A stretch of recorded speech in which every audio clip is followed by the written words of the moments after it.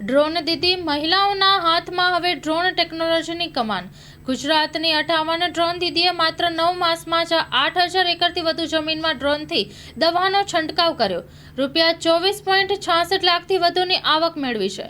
આગામી સમયમાં રાજ્યની વધુ 206 મહિલાઓને ડ્રોન પાયલટની તાલીમ અને ડ્રોન ખરીદીમાં સહાય આપીને ડ્રોન દીદી બનાવાશે તેવું ગ્રામ વિકાસ મંત્રી રાઘવજી પટેલે જણાવ્યું હતું।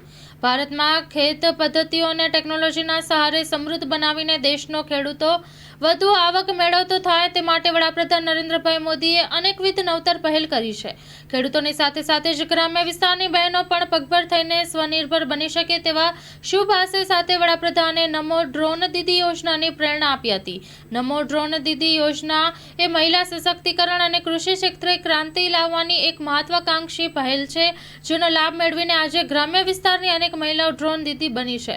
મુખ્યમંત્રી ભૂપેન્દ્રભાઈ પટેલના માર્ગદર્શન હેઠળ દરેક ક્ષેત્રે અગ્રેસર રહેતું ગુજરાત રાજ્ય નમો ડ્રોન દીદી યોજનાની અમલવારીમાં પણ અગ્રીમ હરોળમાં રાજ્ય પૈકીનું એક છે।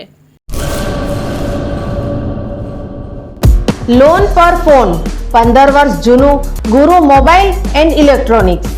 દરેક કંપનીના જૂના અને નવા મોબાઈલ લોન ઉપર મળશે અને ઇલેક્ટ્રોનિક્સ આઇટમો ફ્રીજ, ટીવી, વોશિંગ મશીન।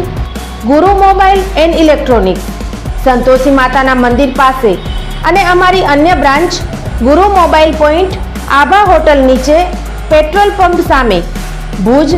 તો મેળવો લોન પે ફોન અને તમામ ઇલેક્ટ્રોનિક્સ એપ્લાયન્સીસ।